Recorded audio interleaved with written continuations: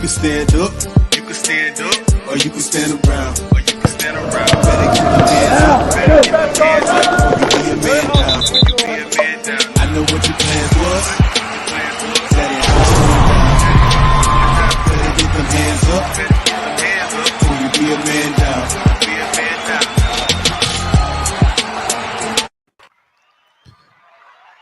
Welcome to episode 110 of the Man Down Podcast. Me and Jay, man, we're gonna rock this thing all the way to the end. My voice, excuse me for my voice, but yeah, me and Jay, we're gonna rock this thing to the end. We got a couple of things we want to talk about, man, in the basketball world and in the real world as well. What's going on, Jay? Hey man, I can't call it, man. I feel like we kind of like 112, like some of the group missing. Hold on. When was 112 group ever missing? Oh man, they broke up like 2 years ago. It ain't but two of them now. Yeah, but when was their last album? They just put out an album like a month ago. Oh shoot. An EP. It's pretty good. Is it? What's it called? What's the name of it? Forever 112. Do you know any songs off of it? That's what I want to know. Yeah, but I'm a fan. I was too, man. 112 was that was my group, man. So, I mean, I wouldn't say that they're my favorite group, even though I would also acknowledge that I think Boyz II Men are better, if that makes sense. Yeah, it makes sense for you because that's always been your cup of tea. You always was a Boyz II Men. Boyz II Men, dude, man. Hey, man. Listen. They got hits, but they ain't got they ain't had no swag though. After Mike left, they should have hit me up. I could have been like, baby, I'm sorry. You know what I mean? I was tailor made for that. Oh man, yeah, man. Hey, but so we coming to y'all on Thursday night, Tuesday. We had some schedule conflicts, and so we're trying to get it in as a makeup day on Thursday. So we still coming to y'all on Tuesday. We're still live on YouTube and you're live on Facebook. So if you're not already subscribed, go ahead and do that. And this episode is brought to you by the Sports Cave. That's our sponsor for the day. Sports Cave is a mobile sports truck. The experience comes to you. You can order whatever you need: snapbacks, fitteds, jerseys, banners, and you can check out their website as well, thesportscavetruck.com, or you can check them out on IG at the Sports Cave 310. That's my man, 100 grand. He probably listened to the show today. Who that, Josh? What's up? What's up, Josh? What's good? What's good?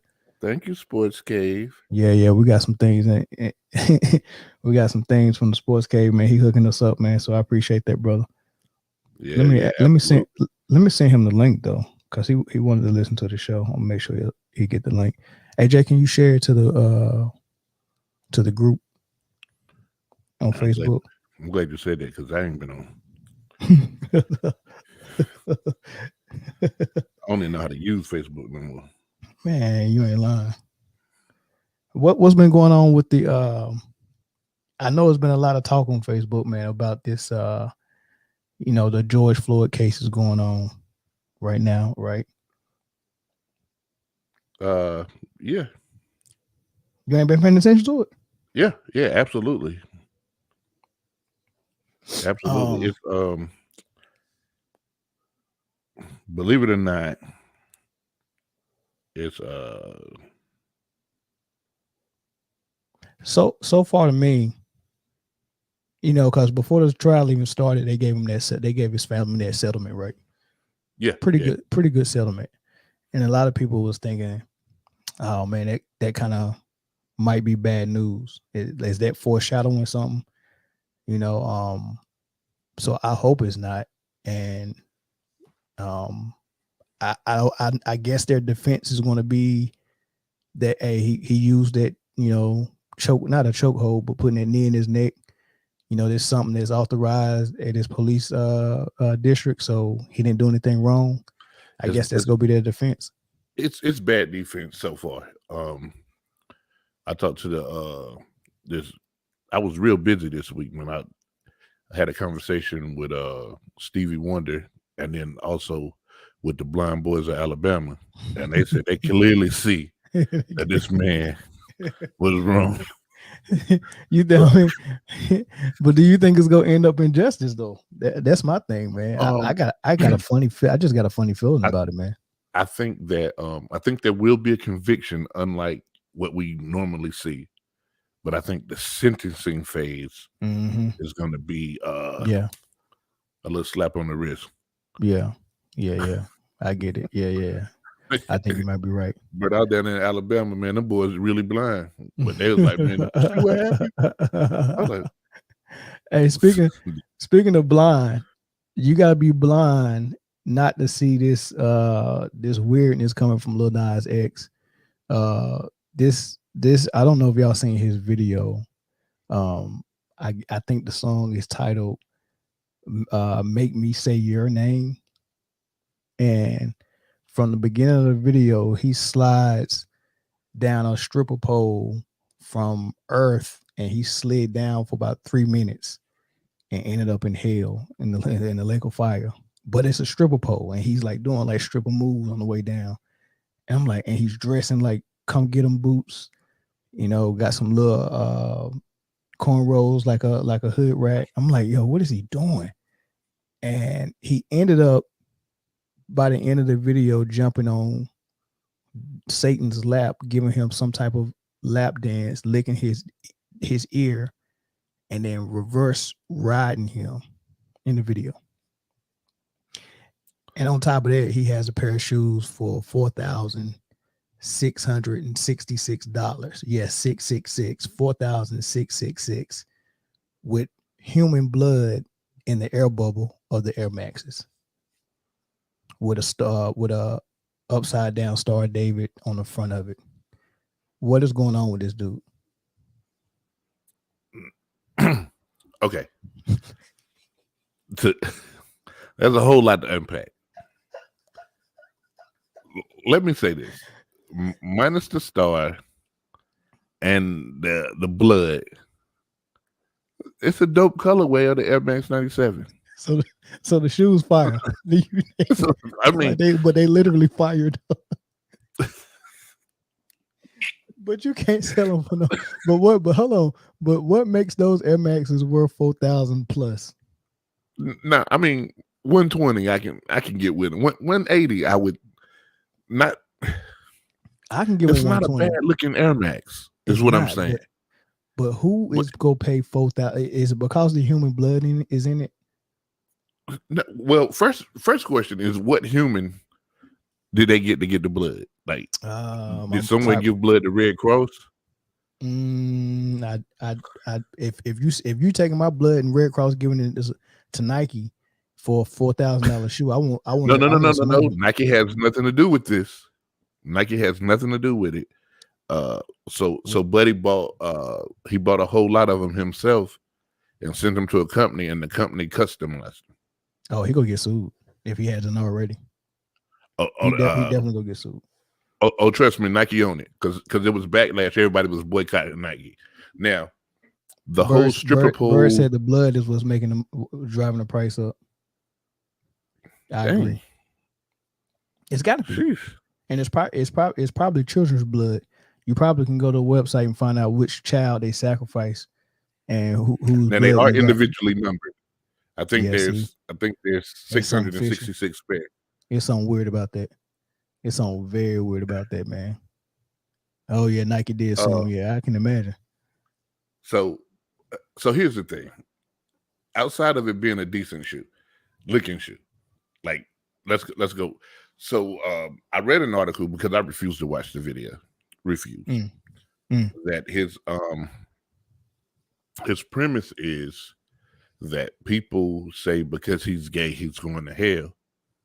So he like, I'd rather go to hell and be who I am unapologetically than to be who you want me to be. Yeah, that's what rebellion. That's the definition of rebellion. For sure. If God's saying, "Hey, look, this is how I want my people to act," and you was like, "Nah, I'm gonna be who I am." Okay, well, that's what rebellion is. We got a place for you. That's nothing wrong with that. Yeah, I mean, you know, if if this is choice, whatever. Like I'm not the one to really say how a person chooses to live their life is left, right, or wrong. Right. Because I tell my wife this all the time, man. I don't care. Like I really don't. Like I honestly 100% don't care what anybody do with their life as long as it's not affecting mine. So that video if you ain't over here, and why would you watch it? Like before you watched it, you said, "Hey, had you seen the video?" I said, "No," and I'm not gonna watch it. And then you watched it, and then you said, "Hey, had you seen the video?" I said, "Bro, I told you, I'm not."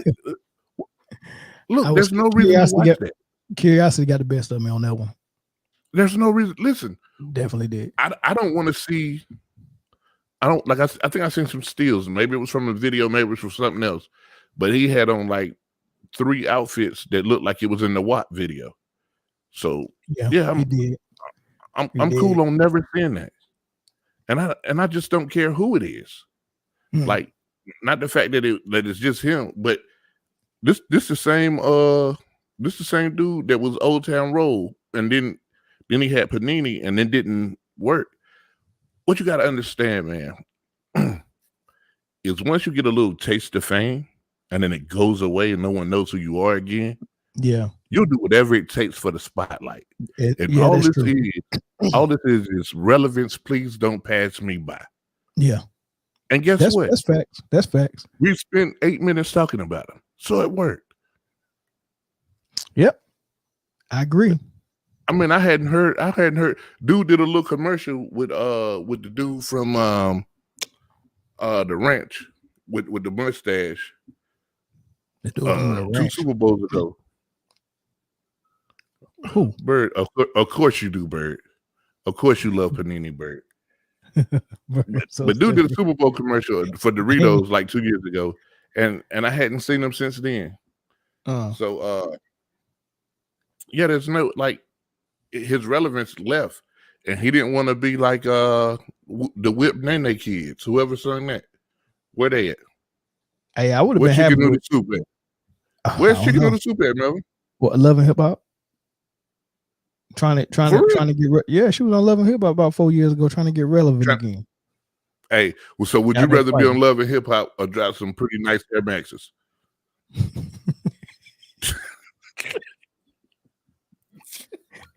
All right. I guess we won't even take no call-ins on Lil Nas X. We just go straight to sports. Let me just ask the question, man. Would you rather be on Love and Hip Hop or drop some pretty nice Air Maxes? I'd rather drop the Air Maxes, but not under these circumstances with no satanic symbol on it with human blood in the air bubble. That ain't what I'm trying to do. Listen, man. If you cut yourself, it's human blood on your shoes, so it don't even matter. Sincere, what you think about this Lil Nas X video and this human blood that's supposed to be in here, the Air Maxes, man? Ain't that some silly stuff, bro? Sincere copping a pair. Huh? He probably do. Sincere gonna cop a pair. Yeah, I think he like Air Maxes too. Yeah, he'll Air Max type of dude. Yeah, Air Max type of dude, man. He might get a pair of them joints. I mean, it's not a bad looking shoe from what you got on the screen. You keep. I think you want them. You keep saying it's not a bad looking shoe. I think if you can find them for, you probably won't pay the $4,666 for them. Probably won't. He said he avoided the video. A smart man. Hey, but what about the shoe, bro? Hey, Sensei, the video started out with him in some hooker boots sliding down a long stripper pole for about 2 minutes. It took him 2 minutes to get at the bottom of the stripper pole. And when he got to the bottom, he was in a lake of fire in hell. What up, Gert? What's up, Justin? That's my dude. Hey, Brooklyn Nets is blowing the Charlotte Hornets out right now. Since Justin jumped the gun, we'll go ahead and jump in on the Brooklyn Nets real quick. How about that, right? Well, first of all, trade deadline, the buyout market, teams made some moves. Brooklyn Nets ended up with LaMarcus Aldridge, Blake Griffin. Lakers got Andre Drummond, and then you start to hear all the fuss about how KD's building a super team and it's unfair. What happened?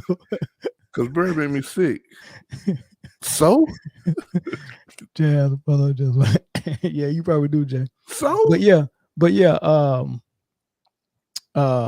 how you figure out how all that shaped out, how they built their team, which one you think ends out better? Is it unfair what the Brooklyn Nets is doing? You know, are they trying to buy a championship? How you feel about it? Are they trying to buy a championship? Yeah, and every team should. Like, so you ain't got no problem with it then? I ain't gonna say no, I don't. Oh, here we go. There you go, Deshaun. There you go. Every single time. So I think that narrative is a little off key.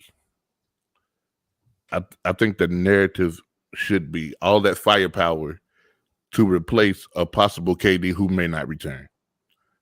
That man, and I said it a month ago. That man more hurt than y'all know. It's possible. That man, he's probably done, man. He probably shut down. Well, they claim he on his way back. So you know, I think that was taking it. You know, remember the last time he was on his way back? What happened? Whole different scenario though. He got, he got rushed back. They was already in the playoffs. You know, he ain't had no choice. Keep watching. It ain't a different scenario. That man has had Bambi legs his whole life. His legs too little. I mean, so if you can't say that Blake Griffin was washed when he was in Detroit and then say, "Oh, he's part of a super team." It ain't him. Yeah, and that's one thing I wanted. Oh, should I miss a call in? Oh, Sheldon, I missed your call in. What's going on? Our sponsor hit me up, man. Hey, yeah, make sure y'all call in, man. I missed it. My bad. Sheldon, you can call back because I know I definitely want to hear what you got to say. But this man said that. Lil Nas X took the vaccine. Hey, no, but look. That's two things I wanted to point out, right? Okay. One, Blake Griffin and LaMarcus Aldridge, they're kind of done. They're just done. Names that you remember. They names that they used to, like. Blake Griffin wasn't even ever a number one. Chris Paul was the number one. So at Blake's best, he was a number two, right?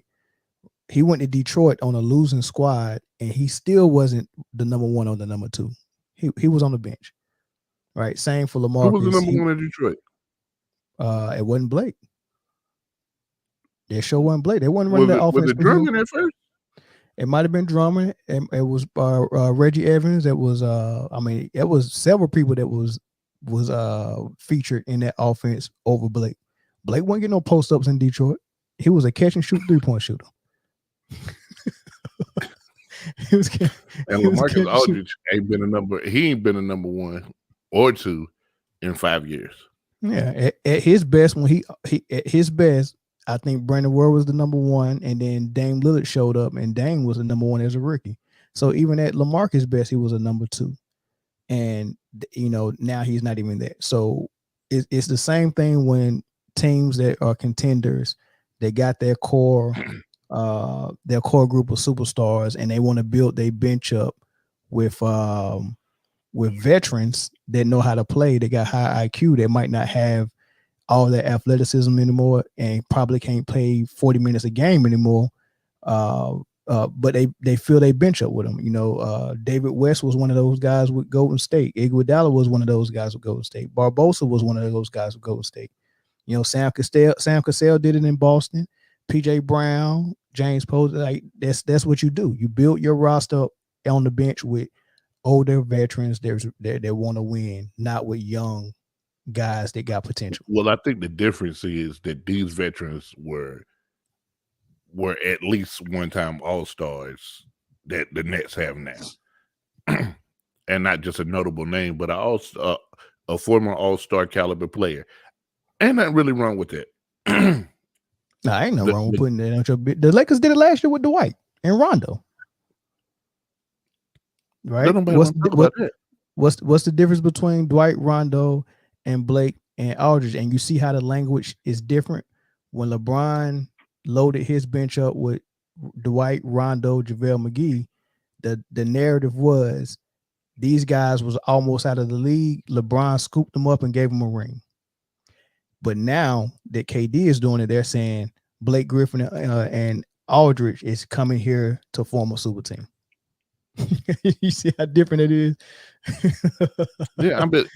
Here's the thing, man. I think every team should want to be a super team. Like every team, period. Yeah. Hell, I got Sheldon on the line. Sheldon, what's up? Yeah, man. I hear you. I just heard what you're saying. I got to tap in with that, man. I don't think KD has done it because he haven't done it. LeBron, the Lakers bought in last year, and you got to give Frank Vogel a lot of credit for what he did. Get those guys like Dwight Howard buy in. I don't think nothing is. I don't think the Nets has proven that anybody is buying in it. So I'm gonna do a quick. I'm just gonna give you a quick thought, real quick. I think the Nets is out in the second round. Right? They have too many question marks. Aldridge, he can't play. Blake Griffin, he's washed. James Harden, he hasn't proven himself in any playoff series. Okay. Kyrie, he have health issues. He can't. Either you have health issues, you can't stay healthy, or you stay off the grid. Can't find him. So there's so many question marks. Even KD, coming off the Achilles, can he go through a grind of a full playoff series? Mm-hmm. What's the positives about the Nets? I mean, they have the only positive. They have big names. They got the talent. That's the only positive. They have a rookie coach. They have.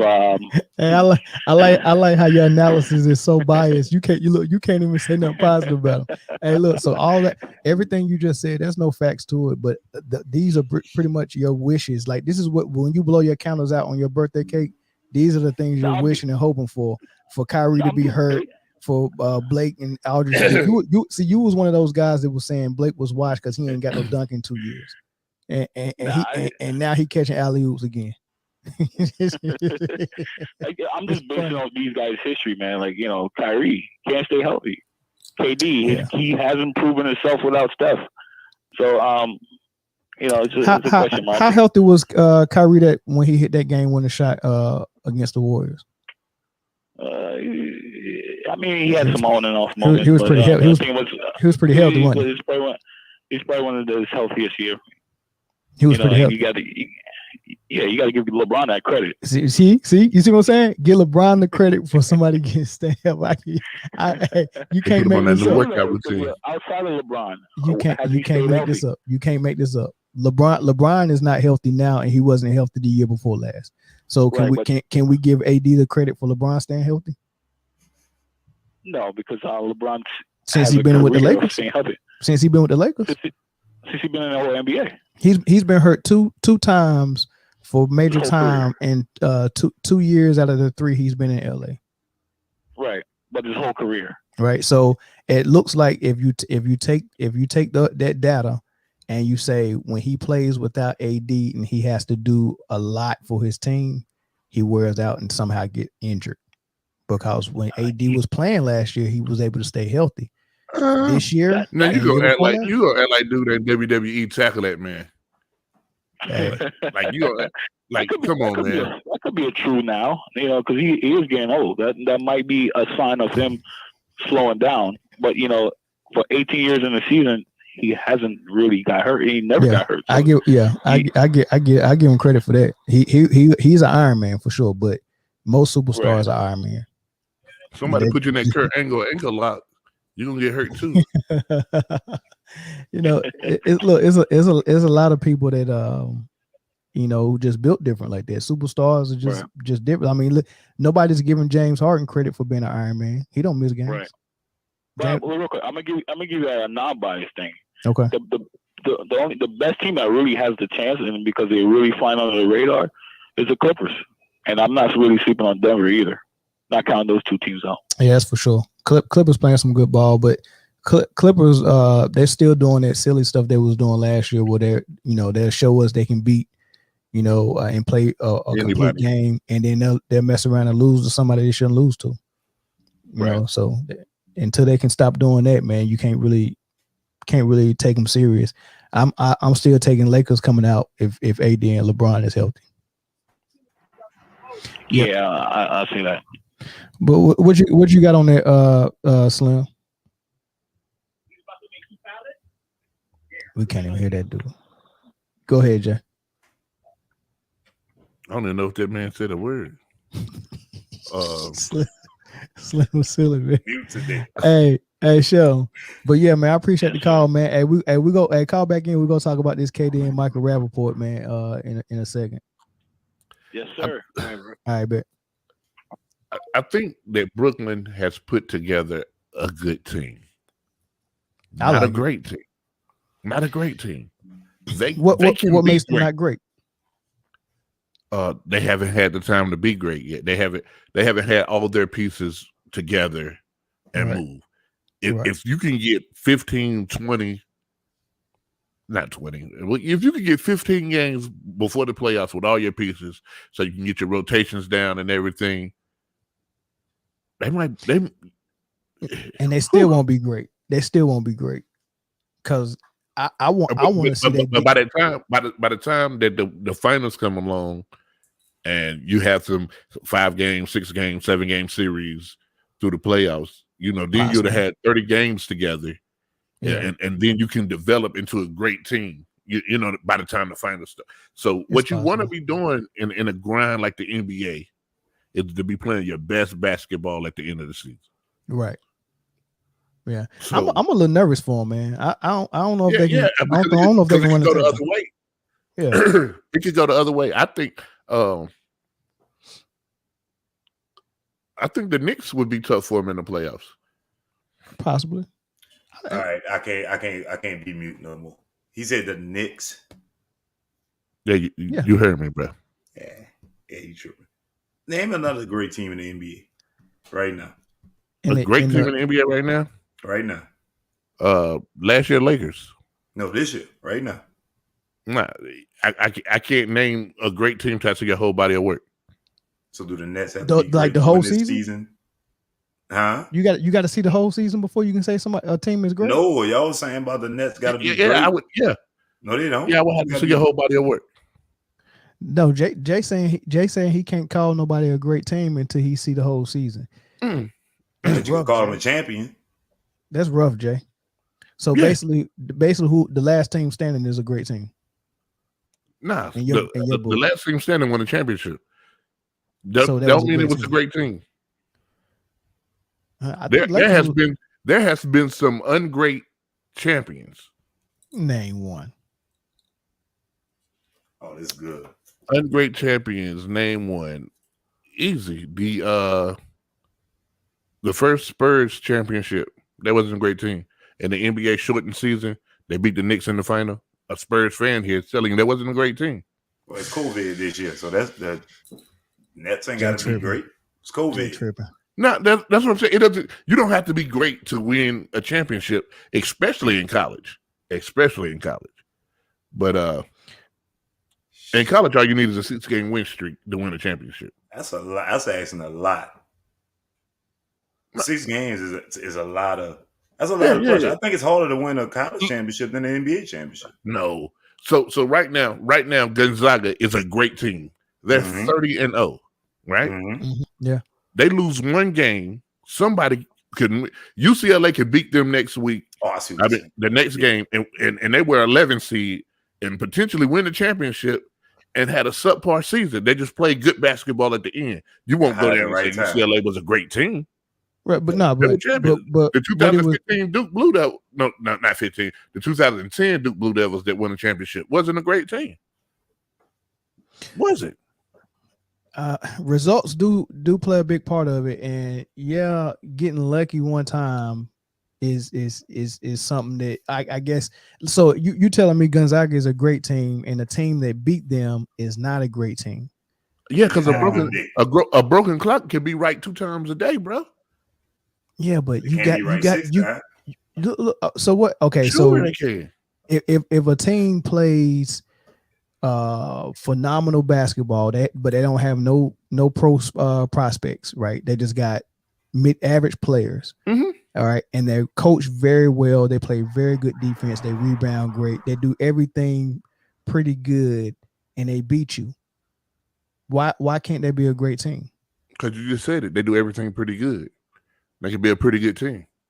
Right, but that you I think Bill Russell did everything pretty good. So for instance, right, we'll go back to the Nets, right? Let's say KD doesn't come down, Kyrie goes down with an injury, right? And let's say the Celtics beat them in the first round of the playoffs. The Celtics are a bad team. They're not a good team this year.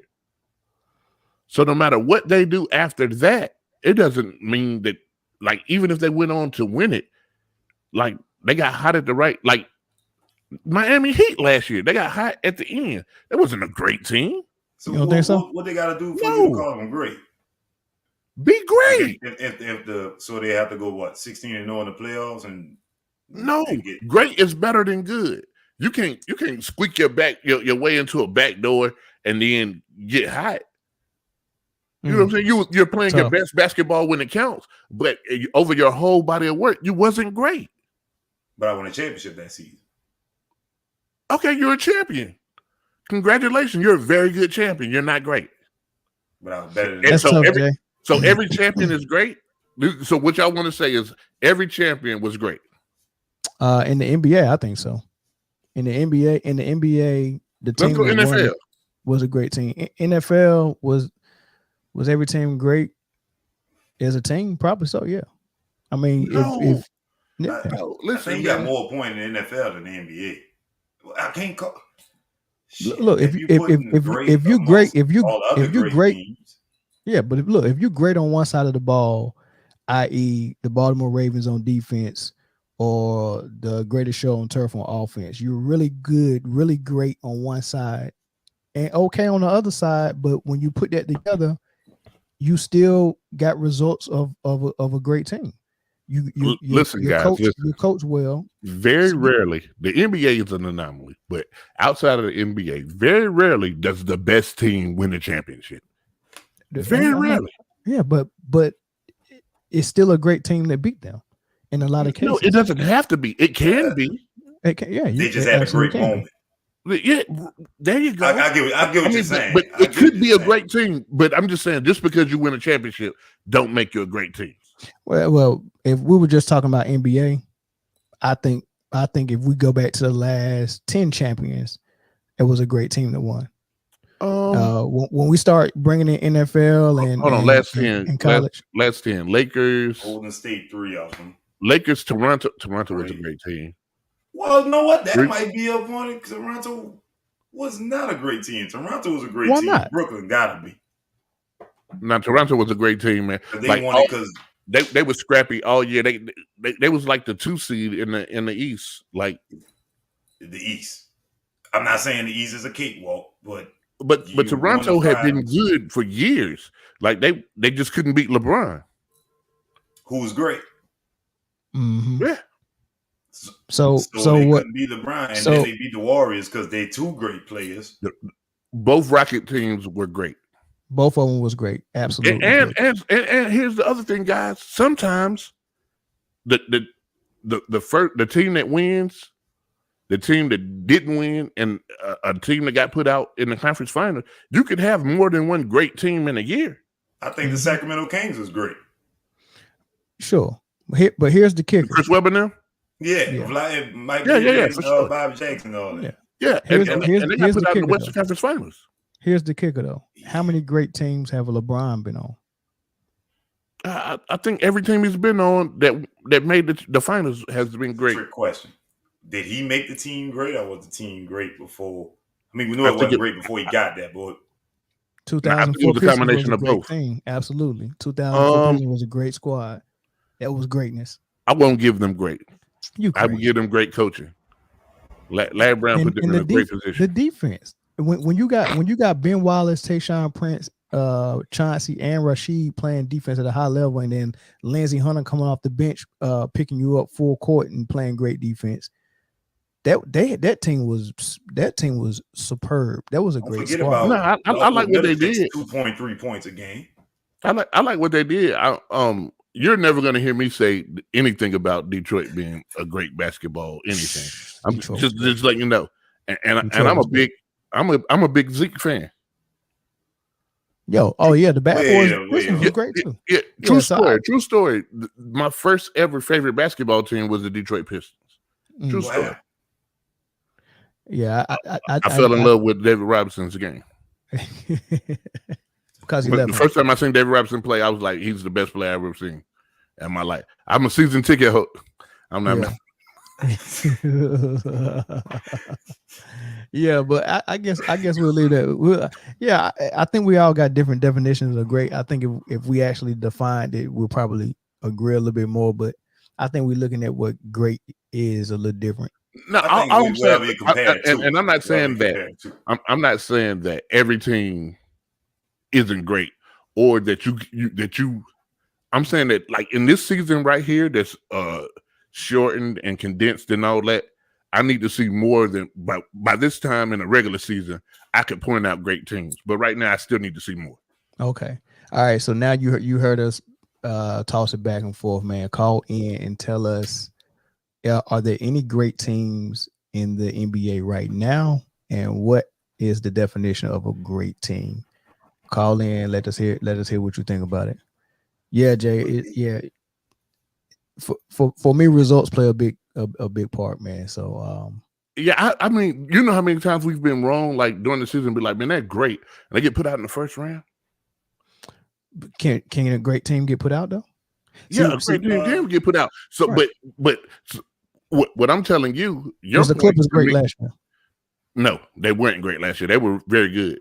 But what it sounded like to me is that, like you were saying, that if Team A is great and Team B beats Team A, then Team B is automatically great as well. And that's not necessarily not automatically. No. I'm saying if my team be a great team, at least I know we play great basketball. Yeah, right? great. We had to. You can play great basketball and not be a great team. Right. So my team played great basketball that day in the case of college, because that's any given Sunday, one and done. But that's why I differentiated it from NBA. You got to beat me 4 times. Right. So if I beat you 4 times and you're a great team, like the Dallas Mavericks lost when they lost to the Golden State. Yeah, the We Believe team. That was a great team. They just didn't have no. I think so too.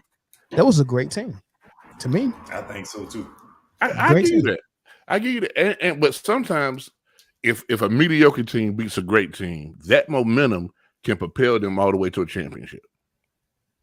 Possibly. I mean, the New York Knicks did it with Camby and Sprewell and Allen Houston. You know, that year Patrick Ewing got hurt. They weren't expecting much out of him. And then Alabama they got hot late. I didn't know Robert Orr and Latrell Sprewell played on the same freaking team. Not Robert Orr. Was it Robert Orr? What, in college? Yeah, at Alabama. Sprewell and Robert Orr. Yeah, it was. I heard that stat. I didn't know what. Last time they both did go to Alabama. I didn't know they was there together though. It was on the same damn team. Yeah, they both came out as rookies balling, man. Robert Orr and Sam Cassell was killing on their championship Rockets team. That was a great team. Yeah, that was great. Maxwell, they would have beat the Bulls. Mario Ellie. And so they was great. Like, they was great in a different way. Yeah, like, they had one great player. But everybody played their position well. There was a star in their role. Hey Gary, the number is right there on the screen, 336-456-6453. Yeah. Star on your own role. That's the best advice I've heard.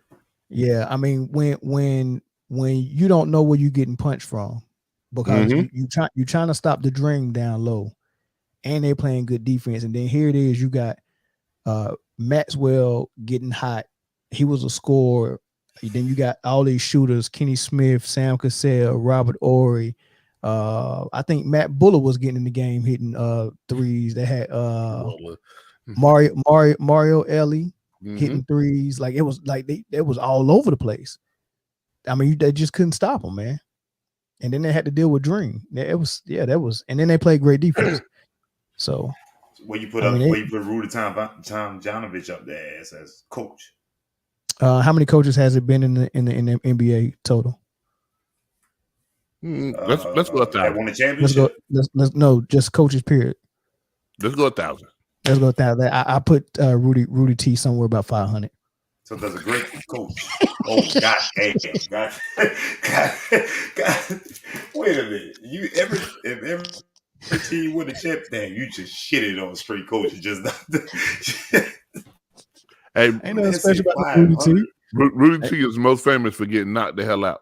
Man, exactly. No. It was Rudy T. PJ Carlesimo got choked by Rudy. Who knocked out Rudy T? Oh, go watch it. He was a player when it happened.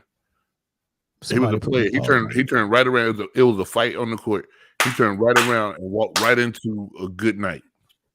Who was that Kareem knockout dude? All right, man. Let's move it to KD and his little drama he had with old boy Rappaport. Did you hear about it? Well, just in case y'all didn't hear about it, they got some DMs that was exchanging. I think it started like last year when they was talking. And they was going back and forth arguing about some crazy stuff. And I guess it rekindled recently. And this dude, Michael Rappaport, decided, I'm gonna go ahead and post the whole like a chick. Like that's what females do.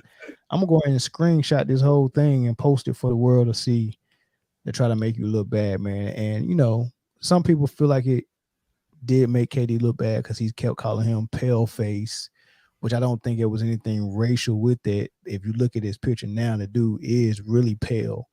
Even for a white guy, he's pale. Like, so I don't think it was a racial thing with that. Then he kept telling them to shut up, man. Suck his whatever and all this crazy stuff, right? So they go try to spin that to turn it into like homophobic slurs and stuff like that. Which the way you talk like that, that's barbershop talk. People say stuff like that, and we don't mean no harm, but still it is considered a slur. So do you feel like KD was wrong in this, or do you feel like Michael was wrong for posting it? Y'all want me to get off right now? No, go ahead.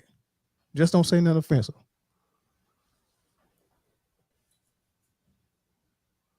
Go ahead. Don't say nothing. Don't say nothing offensive. All right, I'm gonna just say facts. Facts. All Kevin Durant was saying, my man needs to go to Florida for a little while and sit on it and get a tan. Right. That's it. And then he told him he didn't want to say F you, starts with a C, ends with I'm not going to say it. So he told him, what's the most disrespectful thing you can say to another man? You call him the B word. Or you could tell him, participate in fellatio. Right. That's automatic fighting words, even if I don't know you're talking to me. Right. If I'm in the vicinity of that sentence, I'm looking around. But is that how you fight? Is that how you fight though? Screenshots? I don't fight. Well, I mean, that's screenshots win a lot of battles. Yeah, I think that's what he's trying to do. Win a lot of fights. He was trying to sick the public on KD, man. He was trying to sick him on him, man. It couldn't work. I ain't heard of this, so you say something just now. So he had to. I heard of it, but I immediately dismissed it because I was like, that must be Quavo and Saweetie stuff. That's what I thought it was. I was like that. He said Kevin Durant. Nah, he meant Quavo. Screenshots, Quavo, elevator. Man. Yeah, but I didn't think that was. Hell no, man. We'd have heard words, man. Yeah, for sure, man. But since it's KD, you already know people saying, "Oh, KD's sensitive and he's soft and he's a cupcake and all this stuff." And Jay, right? Jay, what did I say every time somebody called KD sensitive? What did I say? The most sensitive player ever in the history of any sport is Michael Jordan. Michael Jordan is the most sensitive player I've ever seen. That dude held a grudge from high school throughout his whole career. if Well, I you don't see said nothing wrong with anything to being Michael, sensitive. oh, that's what I'm saying. So I'm like, look, Michael Jordan did it, and every great player, whether you Tom Brady held it in. Oh, y'all think I can't win without Bill? Okay, got you. That's being thin-skinned and sensitive, except you're not saying nothing about it. The only difference between great players being sensitive and KD is actually saying something back to these people instead of holding it in and using it as fuel. He's doing both.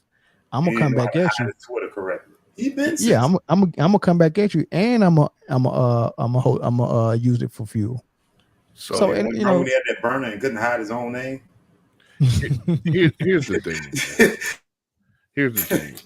So I feel like by reading them, they have a relationship or had a relationship where they were friends, or at least acquaintances enough to talk trash to each other. right.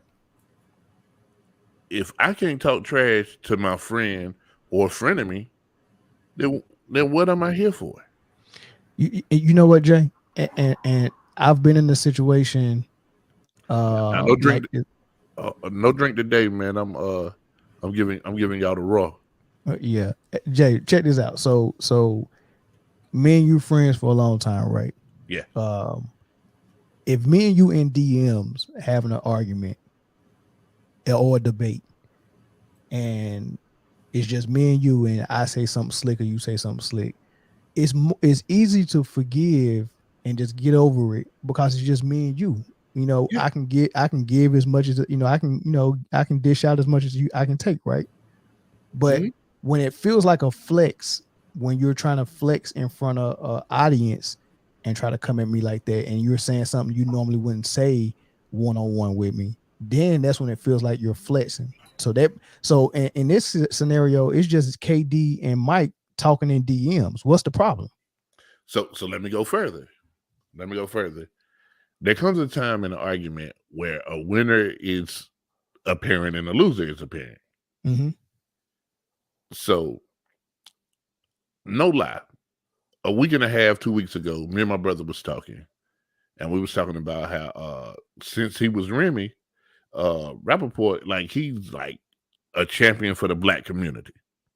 Not in my eyes, but go ahead. No. I mean, you just looking at the stuff that he normally does. Yeah. People pass out black cards too easy. I don't do that though. Nah, I ain't pass out no black card. I'm saying that he was a friend of the community. Okay. So then what happens is he loses this thing, and he loses this debate, and muscle memory, he turns right into Ken from the Ken and Karen show. And he's like, hey, wait a minute. I've been around the black community a long time. I know they got this cancel culture. So, and one thing that is real big that'll get you canceled is them alphabet boys and girls and others. I don't want to be offensive. So, the alphabet clan, no relation to the Ku Klux. Now, so this... He really tried to end him though, man. So this dude, he put him out because he lost the argument and he tried to win the war. So it's no different, right? That if me and you got in the same DM argument, right? And you say something like, hey man, so I was at your house, man, and your man cave was dirty or whatever in the argument. Hey, what you trying to say? Just listen, man. So you say something like that, right? I like that jersey though. Go ahead. So you said that to the nation. But we ain't getting all of them in DM. They ain't real good friends. Nah, so hold on. But you say that. And instead of taking the whole argument and saying, okay, we got an argument, I don't like what he said about my man cave, whatever. I go show my wife. Melvin said the man cave was dirty. Now she like, well, Melvin can't come over here no more. You know what I'm saying? So I win. But I but it's a whole move. I said all that to say that Mike took the whole way out. He really did. Is that how you see it too, Slim? I did until he said that. Now I'm starting to think Kevin took the whole way out. Okay. Because if me and you jam like that, I ain't telling you no shit in no damn DM. If you say What something you that mean? pisses me off, bro, no, that conversation happened on the phone. Or with my boy say Merry Christmas. But Okay, that I But mean, he said something ain't to piss him off happening in in the the DM. DM. but you That's do when the you. conversation started. I'm gonna tell you how bad it I ain't was finishing though. in no DM. Most That of this fight that started in the conversation club, we're happened. gonna finish it outside. Listen, most of this conversation happened last year. Right. Last year, Before he just now posting it. KD messed with his woman. No, I think, and here Only way. here I come with conspiracy theories again, right? Listen, this is what I think, right? Remember, I always told you when the season started, I said Brooklyn Nets and Clippers are they fighting an uphill battle because the NBA is not pulling for them. They're not. The NBA is pulling for LeBron and Luka. if this dude, hold on, I'm talking about before you go any further, if this dude said that LeBron told Mike to put out them tapes, It might not have been LeBron, but it might have been LeBron's people because shout out to Clutch Sports. the trend has been, if it's not them dogging Kawhi for load management, or dogging Paul George for not showing up, or dogging Kyrie for thinking the earth's flat, or dogging KD for answering back to people's tweets. Like, they're always getting dogged, and now they're dogging James Harden, where they was a champion for James Harden when he was with the Rockets and he wasn't a threat. But now that he's talking about he's the MVP, he's getting a lot of flack. They're dogging these people at every turn, and it just so happens they got Aldridge and Griffin, and they look like a real contender. And all of a sudden, we got to do something. Like, we can't do it on the court, so we gotta bring up some type of drama around them. Gotta have something better than Michael Rappaport. That's all they had. All All they had was a KD Alphabet Boys, come get them, because Michael Rappaport had this thing for a whole year. What are you holding on to it for until now? He might be a busy man. He just read them. Sure. It's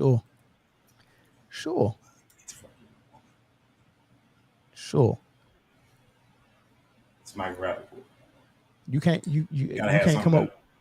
You can't come up with a logical excuse or reason why he got old DMs that he wanted to make public a year later. Sure, I can. Find his girlfriend. That girl played in the WNBA. I'm sure she got text messages in that phone that KD don't want to get out. Who? That one he proposed to. KD proposed to somebody? Yeah, she played in the WNBA. I ain't know nothing about that. You no, sure you ain't talking about Dwight Howard? I think the meme was she got a ring before KD. It was when he was in Oklahoma City still. She played for I didn't know that. No, I ain't know that. He that. had a girl from the WNBA. I know she got something in that phone. I do know one thing about KD, that he's savage, man. You remember when the one chick that liked girls had said something about KD on Twitter, and KD's response was a friend requesting her girlfriend. Mm-hmm. So the thing I like the most about it was KD's apology about this situation. Well, he apologized with it? Yeah, he apologized. I mean, you ain't got no choice when they bring you in with the alphabets. But his apology was, "Dang, Mike, this is what we doing. Me and Mike talk worse than this to each other every day." Mm-hmm. Yeah. Sorry about that. That ain't an apology. That's it. So what's Mike's motive? If that's true, and KD and Mike talk like that all day, every day, what's his motive in exposing him for saying what he claims is homophobic and a threat? It's because he went to Brooklyn, no? Ain't Rappaport a Knicks fan? Yeah. He jealous. I don't know, man. His crush went to his ex-girlfriend left. Hey, shout out to Clutch Sports. I need to sign with Clutch Sports to not do anything. They're gonna get you at least 50 million. Hey, one thing you got when you sign with Clutch Sports is you got to know one thing. It's all about LeBron. And when LeBron retires, it's gonna be all about Bronny. He pretty much said what KD told homeboy in that day. Suck. Yeah, y'all think Bronny gonna be signed to Clutch? Yeah, ain't nobody else gonna sign him. Right. But then with sport. But people gave the Ball Boys flack for signing with BBB. That's it. All right. Next topic, man. Oh man. What we at? Hey. So the NFL draft, man. We're in with that. You got 4 quarterbacks is rocking it. You got Lawrence, you got Fields. They want to say Mac Jones is up there. I don't think Mac Jones is in that thing, but you got Trey Lance, and then you got the boy from BYU. What's the kid name from BYU? Ain't good. You don't even know his name. Nah, I like him. Nick. No. The one should go number 2. He should go number 2. I like him. Yes, sir. I like. And Jay, let me tell you. The only reason why you don't put him over Trevor is because Trevor's won big games, big spotlights, all that with the whole Clemson thing. But this kid got, listen. I like him. For everybody who passed on this guy right here, everybody who passed on him, who is that? Get this guy from BYU. You don't want to do the same thing twice. He's a little smaller than. He's going to be a problem. Yeah, this is what I like. I said he's a little smaller than Pat though. I don't think his arm is strong. He zipped the ball, but it ain't like Pat. No. So there's 2 type of quarterbacks coming out in the draft. You got your Pat Mahomes and your Mitch Trubisky's. This guy's cut more from a Pat Mahomes cloth. Okay. Period. Let me tell you how I look at quarterbacks. Trubisky. This is how I look at quarterbacks coming out of college, right? I tend to so they say when you play in a weaker conference that your numbers are kind of inflated because you're not playing against the competition. But what I also say on the flip side with that is you're also not throwing to the type of talent that some of these other quarterbacks at like Clemson, USC, Alabama is throwing to. So I like to give a hard look at quarterbacks that's killing it at schools with receivers that ain't going pro. What about the cornerbacks? Right. I'm just talking about for the quarterbacks right now. And the guy from BYU, I don't know any one of those. I think his favorite receiver was his roommate, number 5. And he's like my size. He's not throwing to nobody that's going to the league. I like that. Now, when Manziel was throwing to Mike Evans, yeah, of course you go look good. When Matt Leinart was throwing to all them targets at USC, of course you go look good. Yeah. I can't let you. Zach Wilson. I can't let you. Zach Wilson, that's his name. What? I can't let you do that. What? You down the wide receivers. As far as if I'm playing in Division 2 or Division 3 or whatever. What about the cornerback? They ain't the best in the world either. No, I already acknowledged it. I said you're not throwing against. Yeah, you like that's the knock on quarterbacks at small schools, that the competition they're playing against is not that great. But you also have to look at the guys they're throwing to. If I'm throwing to receivers that are not real prospects and I'm still making it happen, you got to get some type of look at them. But I got I'm not saying that's true for every quarterback at a small system, but I'm saying when you got a quarterback that jumps off the screen, right? And he jumps off the screen when he's throwing to me versus can you catch? Not like Mike Evans, and I'm 5'10", not 6'4", right? So you throwing to me for 4 years and you killing it versus somebody like Tua, who's throwing to the greatest receivers ever. But what's the job of a wide receiver? Huh?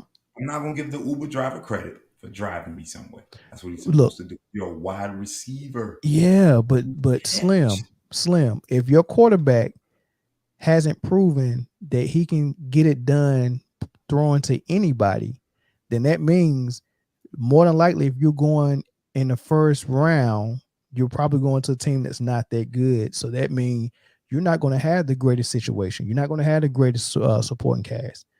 And that's what Sam Darnold is struggling with. He went to a squad with the Jets. He didn't have what he had at USC. He had better targets at USC than he had at with the Jets. He did. All right, and you know, and I'm looking. It's the same thing. If you give your kid a car that's jacked up, if they take care of it, they're probably going to take care of a good car. That's a fact. Okay, I'm not disagreeing with that. So if you got bum receivers and you throw for 4,000 yards in the season and 40 touchdowns and 4 picks, then and I put you in a situation when you throw into Steve Smith, Musa Muhammad, and somebody else, you probably go excel. But you got to bring that cornerback argument right back up. We in a lower level. We in the NFL. We in the NFL. Okay. And I hate defense. You already know. Okay. I don't even like defense. Okay. So it's funny for me to hear on the defensive side, hey, the cornerbacks, and dude, I was an all-state wide receiver. If it wasn't a 9-ball, I wasn't running. Right. Call a slam. The cornerbacks has been killing it the last 5-10 years. What schools they coming from? The big ones or no? I hate you, Mel. I hate you. Right. Because you're right. What school? What school Josh Norman go to? When he was hot, like Coastal Carolina or something like that. Something crazy. South Carolina or Coastal Carolina. Yeah. What about Namdi Asamoah? What school was he at? All right, give me the cornerbacks from Alabama. That was the third squad. You don't know him. I knew they got drafted. Look, Alabama get running backs and stuff like that. Florida get the linebackers. You know, the corners become Alabama lineman. Every lineman from Alabama going to the league. Yeah, that's LSU true. DBU, baby. Right. LSU had some good DBs. Yeah. Yeah, good DBs. They had great DBs. Yeah. Who else had good DBs? I mean, Miami had a good, well, not no more, but you know, for a while, Miami was producing good DBs. I hung out with him for Super Bowl. But again, this conversation definitely started about quarterbacks, and somebody just kept saying about cornerbacks. Yeah. Because you can't. The moral of the story, I like Zach Wilson more than I did 2 weeks ago. And what about the offensive line? They're not that good either. I'm not want to talk about them. I want to talk about the line because the quarterbacks are too good, and then this tight end from Florida is too good. That's all I want to talk about. Yeah, I mean, this dude, listen, he got moxie. They interviewed him. He said, "Hey, you know, whatever team take me, I just want to let you know that I have a feeling that I can end up the best that ever do this." He gonna be a problem, bro. He gonna be a problem. Y'all think that's and now as an avid Gator fan, he already a problem. I mean, so is Aaron Hernandez. And if you know anything about me, you know I like my tight ends a certain type of way. You know, shout out to 8-7, shout out to 8-8. You know, I can see a good tight end. Y'all ain't had but 2 good ones. And we had two of the 5 best tight ends of all time. Sure, but y'all ain't had 3. Y'all got a better class of running backs than Priest Holmes was a dog, bro. Priest Larry Johnson, but none of them. No. None of them is the GOAT. Not the GOAT. None of them in the top 10. Yeah, because you got the best. You got the best because y'all handed them the ball 7,000 times a season. Yo, Elvis Gerbach was your quarterback at one time. Remember him? Yeah. Hey, yeah, I remember the joke they would make in the playoffs after he loses. Elvis has left the playoffs. Look, was y'all not giving Priest Holmes the ball 7,000 times in one season? Every play. Yeah, what would you gonna do? Let Trent Green sling it? And he would. Yo, y'all had some horrible quarterbacks. Now that I think about it. No. Trent Green has Hall of Fame numbers. I promise you. Trent Green was good, man. He was supposed to lead that greatest show on turf in DC, right? Yeah. Did he play for the Redskins? He played for the Redskins first, but when he went to the Rams, he was supposed to lead. He went to the Rams, broke his leg. Kurt Warner got his job. Then Dick Vermeil retired. Then Dick Vermeil went to Kansas City. Then old buddy came to Kansas City with Dick Vermeil. Trent Green, he led us for years. Hey, Floyd, he was getting it that many times, man. That boy Hey, look it up right now. See in his prime how many carries he was getting. And it ain't like touches like McCaffrey, like he was getting like passes and stuff too. And nah, it was all coming through he was coming through the A gap on every play. He was better than Larry Johnson. Hey, they killed Larry Johnson too, man. Larry They tried to kill Larry Johnson too. Talking too much shit. Hey, Larry Johnson, he big on that. He big on the Illuminati stuff. You see his tweets lately? Yeah, that's what I was. Yeah, bro, everything he talk about is Illuminati. He smoked some good shit. Oh, he seen some stuff. Hold on. Games, rushing yards. Goodness. Shut up, Floyd. Hey, Jay looking it up, man. I guarantee you gonna see 7,000 per season. How many times a running back supposed to touch the season? About what? 400? Is that too much? Nah. If you're getting it 20 times a game for 16 games, how many All yards? right, so for the years in Kansas City, he had 1 year he had 137 attempts. 1 year he had 327, 313, 320, 196, 19. And then he was done. I mean, then he went to Baltimore for 4 years. 4 years, but he only played for 3. And he got 137 carries, 89, and then 233. But God, I don't remember him in Baltimore. 1, 2, 3, 4. This dude had they traded him once they got Johnson.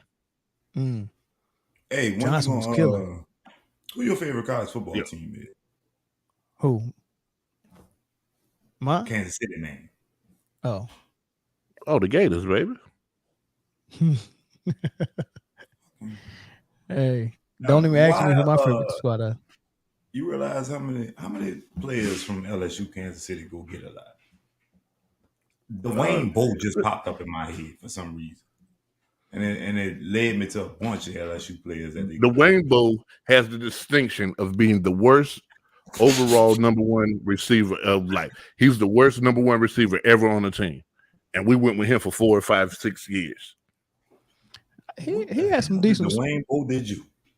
He had some decent. He had an okay year. Kansas City just wasn't good. He was the worst. All right. He wasn't as bad as number one receiver on any team better that Dwayne Bowe was better than. At that time, Dyson was horrible. We just see him. Not in that time. In the history of football, a number one receiver that was horrible. Anybody Al Davis drafted? Yeah, I was about to go. I can't remember his name though. I can't even think of his name. But anybody, he was fast. He was really fast. And when they said, "Why did you draft this dude in the first round?" It was like Rocky Israel. No, go. Hold on, who did he draft? He passed up on Crabtree to get some dude that went to North Carolina or something, and he ran like a 0-1 or some shit. First of all, Crabtree was never what he was supposed to be either. I thought that dude was Jerry Rice when he was at Texas Tech. I ain't gonna lie. I was so happy when the 49ers got him. I was ecstatic. Man, the dude name on the tip of my tongue, man. You talking about that fast dude, huh? I think Al Davis drafting dudes because he knew they wouldn't get caught by police doing some dumb shit. Dude name was on the tip of my tongue. Al Davis go ahead. What's up? Jim Brown forever. What's up, man? How you doing, man? I'm good. Hello, what's going on? It's our sponsor, Sports K. What's up, brother? What's going on, bro? How you doing, brother? I'm good, man. How about yourself? Hey, who was the dude? Who was the dude that Al Davis? Oh, hold on. You got YouTube on in the background. You might have to turn it down. Didn't he draft Ronald Curry? He did. He did. That was Haywood Bay. Yes, Haywood Bay. That was Darius Haywood. There's Haywood Bay Out of Maryland. Yep. That's my man. Yep. My man Bird know him. Yep. Now you can't tell me Dwayne Bowe didn't do better than him. Darius Haywood Bay went on number one. Oh yes, he was. He got drafted in the first round to be the number one receiver at the Raiders. At the Raiders. Hey, go ahead. What you got on the topic though, bro?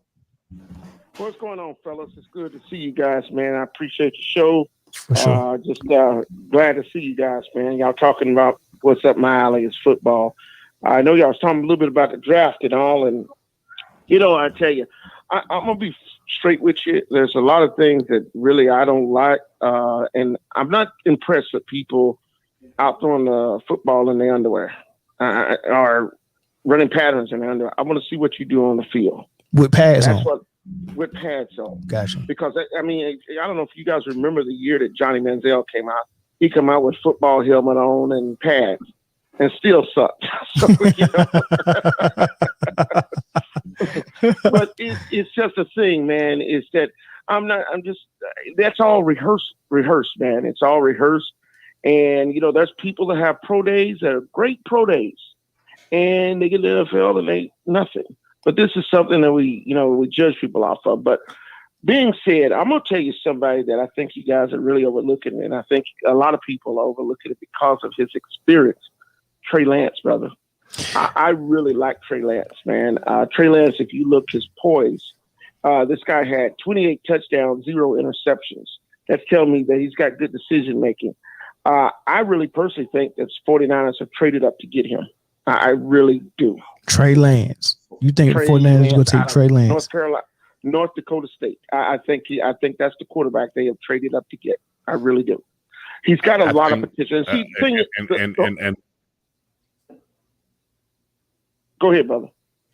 No, go ahead.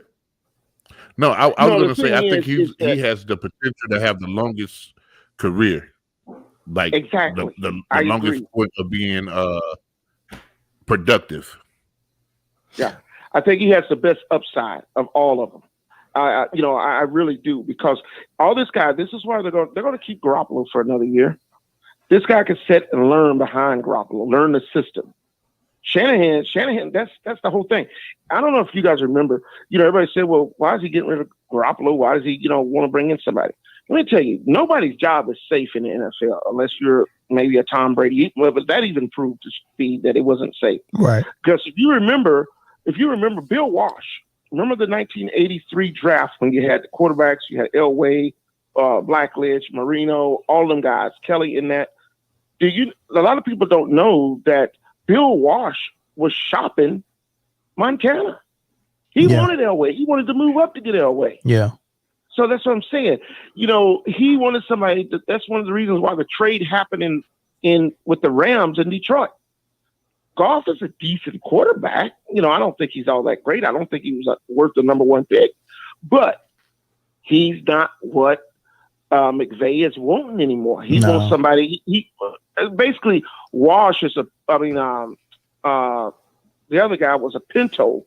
And here's, he thinks Stafford could be the Mustang. You know what I mean? McVay want the type of quarterback. He want the type of quarterback that is him on the field. You get what I'm saying? Like it's only 2 or 3 quarterbacks that's gonna go out there on the field and see that you called the bad play and check out of it.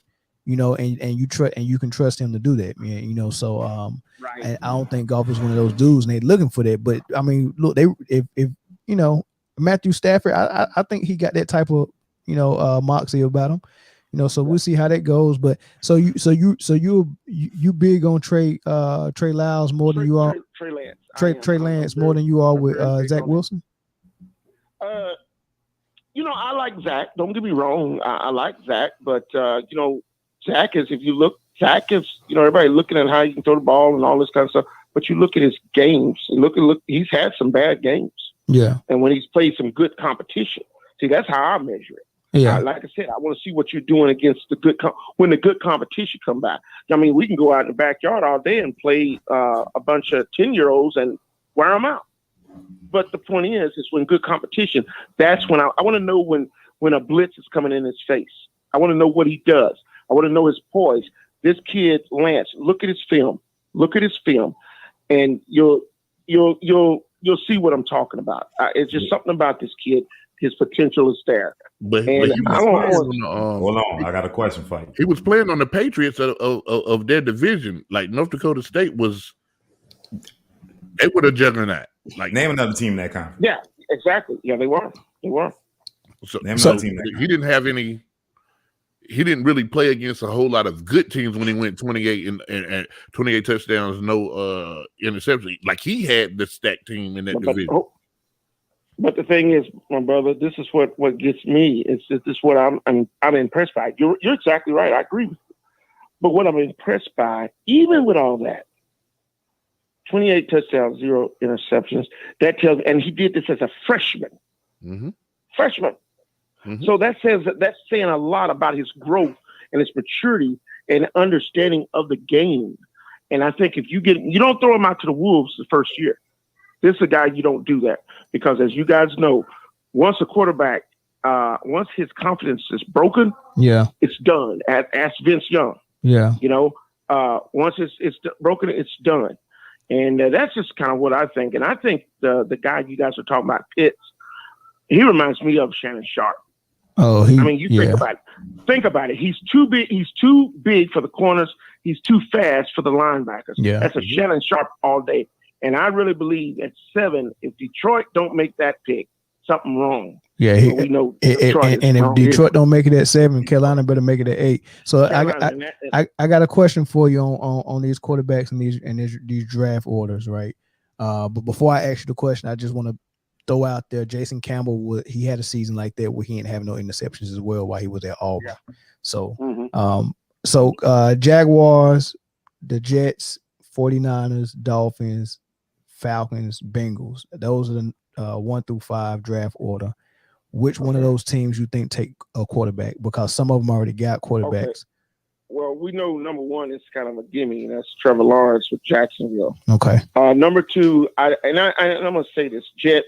This is why they're in the top 5 every year. I personally think they should give Sam Darnold a chance. He hasn't had any weapons. I think, Mel, you pointed that out earlier.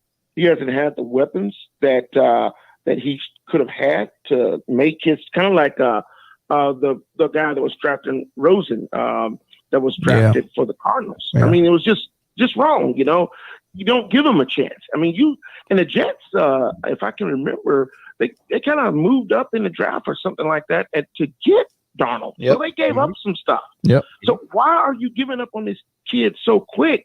And you have not you surround him with garbage. So do you foresee them actually taking a quarterback? Yes, I do. I think it's Zach Wilson. I think it's going to be Zach Wilson. I think it's going to be Zach Wilson. And at 3, Trey Lance with the 49ers. At 4, the Falcons. Now the Falcons could go quarterback too. This is really intriguing with the Falcons, because the Falcons, if you think about it, Matt Ryan, he's got another 2 more years. This would be the prime time for them to get a quarterback to sit under Matt Ryan. But it's at number 4. Now they've got some other holes that need to be filled. So this would be a good time for this corner. Or either, like I said, you could go with this tight end, because a lot of teams are building not on need, but they build on best player available. Right. And that's where a lot of these Super Bowls have been won, because they drafted best player available. The Baltimore Ravens in 2000 was that team that drafted on not need, but best player available. Yeah. That was a heck of a draft. It was. They hit gold. They hit, and I'm going to tell you, Ozzie Newsome does not get the credit he deserves either. Yeah. He does not get the credit he deserves. That is one hell of a GM, man. I mean, you struck gold. You got 2 Hall of Famers in the first round in '96. Yeah.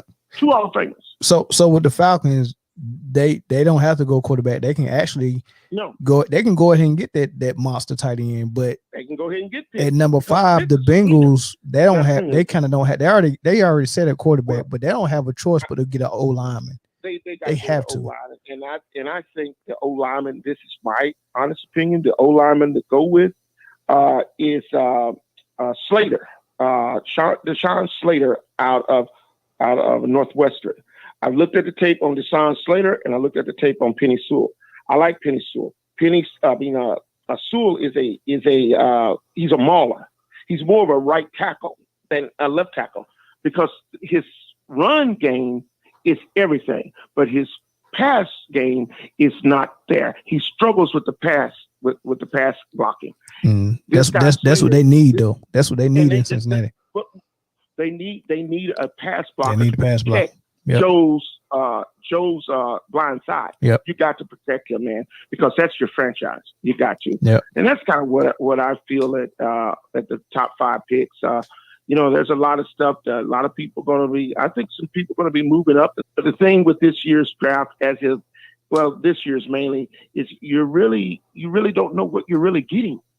It's a really gamble this year. It's a big gamble this year. Yeah. So I'll take it out there with that, fellas. I appreciate you guys letting me come on the show and talk, man. For sure. And I love the show, man. I love the show, and appreciate you. And I want to say one more thing though. You talk about great teams and stuff. I was thinking about UNLV back. I think it was the 92. I think it was the 92. They won it in 91 or 91 team. It was the 91 team where they were undefeated when they had Stacey Augmon, Hunt, Larry Johnson, all those guys. And that was a great team. It was a great team. Yeah. But it was a great team that did not win a championship like the other brother had said. It was a great team that did not win the championship. Right. I mean, we, like you said, we can describe greatness as a lot. Coach. No, they got beat by a great whistle. Did you see that? That over the back on Christian Laettner that they called a foul on UNLV. That was true too. Matter of fact, I think that was on wasn't that on Greg Anthony they called? It was Greg Anthony they called a foul on, and that team was solid. Yeah, it was. That team was solid. I mean, look how many pros they had. Solid team. Yeah, that was the most solid team I'd ever seen, man. Yep. And I've been watching it for a long time, man. But and when you talk about a great team, not a so great team that won a championship, you look at Villanova in '85 with Raleigh Massimino. And I mean, dethroned a great Georgetown team. Was that you said 85 or 95? No, that was 85. 85. Okay, yeah. Fact, Villanova, they wasn't supposed to even be there. Yeah. And this was Patrick Ewing's senior year. And then you had that team was loaded. I mean, Big John, I think, is one of the greatest coaches in NCAA history. But that team was loaded, man. And I thought that for them to beat them, that said a lot. But they were a great team with good cohesiveness. Even the Jim Van Vino Wolfpack, they beat Houston. I agree. Houston was a great team. The Wolfpack wasn't. Yep, they were. Yep, you're right on that one, because that was you look at the Five Slammer Jammer. I mean, you had Clyde Drexler, you had Olajuwon, there was I forget the other guy's name. He kind of Abini somebody. That was it. That was it. Clyde and Hakeem. That was it. It wasn't nobody. Yeah. Well, you didn't need nobody else. No, they had another dude. Yo, they did. They did have another dude. Benny something. I can't remember his last name. Well, he must feel like Tito Jackson. Yeah. But those are great teams, and Houston should have got one of those. They should have got one of those. Bet. Wow, that's good, man. But y'all got to give Big John more credit than that, bro. Hasheem the Beat. Y'all remember? Why you bringing up somebody? That's like Hasheem John Thompson was. That man got drafted. Oh, I mean, he was 7'4". He was horrible. Look, John Thompson is great, but as a matter of fact, John Thompson was on the Celtics. He played with Bill Russell. He was Bill Russell's backup. Yep. He won a championship. Yep. Yeah. Wait a minute. I just found that out this year. I did not know that. Found it out this year. I thought Bill Russell was the only black dude. He was a great coach. I don't know. I won't say he's a great player, but I say he was a great coach. Yeah, a great motivator and a mentor too. A great motivator. And what I liked about him is he was. I mean, really one of the first black coaches that come along that was doing this stuff. And then Nolan Richards came after him with Arkansas, but I think he was one of the first black coaches to win a national title. Yeah, man. If I can recall, maybe I'm wrong. I think you're right, because I think he had a famous quote where I think they formed it up. You're the first black coach to win, and I think he rephrased and was like, why I just can't be a coach that won. You get what I'm saying? Exactly. It was something like that. Exactly right. Yeah. You're exactly right, man. You're exactly right. That's what it was. So. Yep. All right, gentlemen. All right, bro. Appreciate you calling, man. Thanks. God bless y'all. No doubt. All right. Yep. Bye-bye. God bless you, man. Mel. Yeah. I'm gonna say it. Check him out on Instagram. He got all I'm the say stuff. one name. Give me your opinion on this guy. Okay. Kerry Kittles. He was good. He was a great collegiate player. He was good in the pros. Good enough. We're gonna fight. Well, he was good. Used to get that man fit. No, Look, Kerry Kittles came out the year in the draft where there was Iverson, Ray Allen, Marbury, Kobe, Steve Nash, Sharif Abdul-Rahim. I think Jermaine O'Neal was in that one. That was a crazy good draft. I remember that cover, that Slam magazine cover. That's how I remember that draft. Mm-hmm. You gotta watch the documentary called Soul Man, and they spell soul like the sole of your foot or the sole of your shoe, because it was pretty much about the guy who started Nike. Not started Nike, but he went to Sonny Vaccaro. Yeah, it was about Sonny. Yeah. Mm-hmm. So and he told the story about that draft when they tried to keep Kobe on the low for Jerry West, and it was a cahoots between the Lakers and Nike, not Nike, but Adidas. It was Adidas and the Lakers saying the Adidas pretty much told them we don't want this guy to go to a small market because we want him to sell. We just made him the face of our shoe, and we need him in a big market. So they called Jerry West and was like, "Hey, you got to come check this kid out." And Jerry West came and seen him play. They had a private run just for Jerry West to come watch Kobe play. He watched him for 5 minutes, got up and walked out, and they thought that they was like, "What's wrong?" You know, they ran and caught up with him. Was like, "What's wrong?" Jerry West was like, he said, "I don't need to see no more. That's a superstar." And he went back and called Charlotte and said, let's make they traded up, but they didn't actually do the trade to draft day, but they already verbally agreed to it. Then they put fake newspaper articles in the newspaper in Philly because he was from Philly, and he thought that Philadelphia was going to try to draft him. So they put a fake article in there and in New Jersey saying that either he didn't want to play in either one of these teams, and if they drafted him, he was going back overseas. So they kind of scared him away, and then that's how Charlotte ended up getting bamboozled into giving him up for Vlade Divac. How often do you think that happened? Probably a lot. When you dealing with somebody like Jerry West? Yeah, Jerry West is he'll mastermind. Jerry West a mastermind. He the one who pulled off that Paul George trade. How that happen? I think that mastermind left when he pulled off that Paul George trade. Man, Kawhi came and said, "I will come and play for you, but you need to find me a number 2." And West made it happen in 2 weeks. It's crazy. And West was in the middle of that Paul Gasol trade. They get him teamed up with Kobe. Which one? Dude he's a genius, man. But that's it, fellas, man. The calls that he don't trade. Huh? I know, baby. The trades that he don't make. Like what? He didn't trade Kobe. That was a phenomenal decision. Here's a fun fact before we end it, Jay. Name a coach. Who was the last coach to be traded? Last coach to be traded. Football? Jason Kidd. No, in basketball. I think you might be right. I think Jason Kidd got traded to the Bucks, right? Or from the Bucks.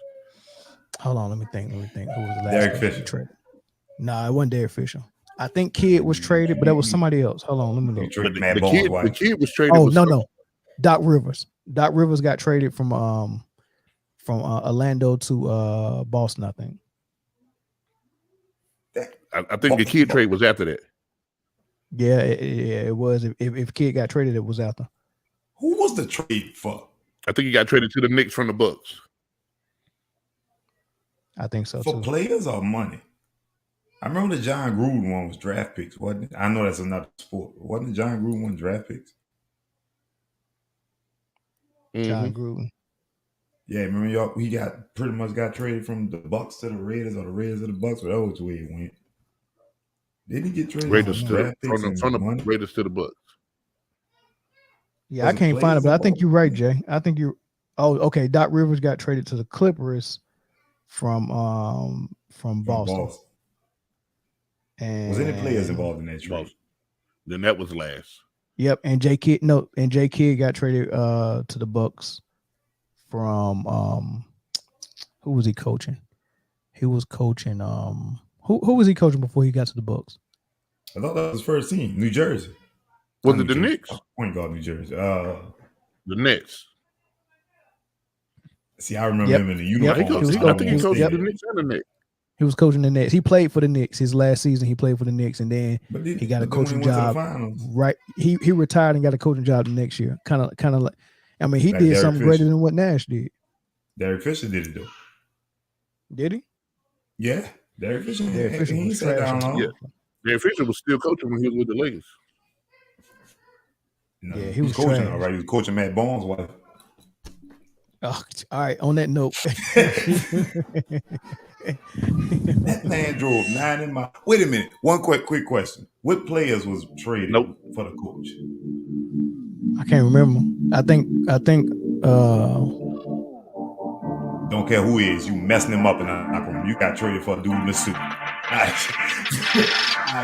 You got traded for a dude in the suit. Hey, that's a good thing for the coach, though, man. If somebody wants you and include you in the trade, you know, you can't beat that. But hey, look, man, appreciate y'all for tuning in. We'll be back. We off next week, right? We're not recording next week, right? We were supposed to be off this week. It was spring break. This would have been a perfect time to take a week off. But we may or may not be back next week. I don't know. We might.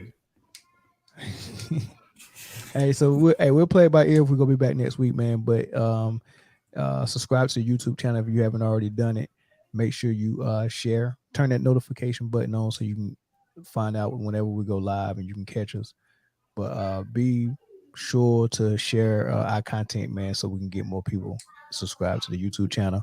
And then if you want to listen to the audio, it's on Spotify and it's on Apple and it's on all those things too. So do that. Make sure you check out the Sports Cave website as well. They got a lot of hot stuff out there. And then we'll catch y'all next week, man. Peace. Jay, you frozen over there.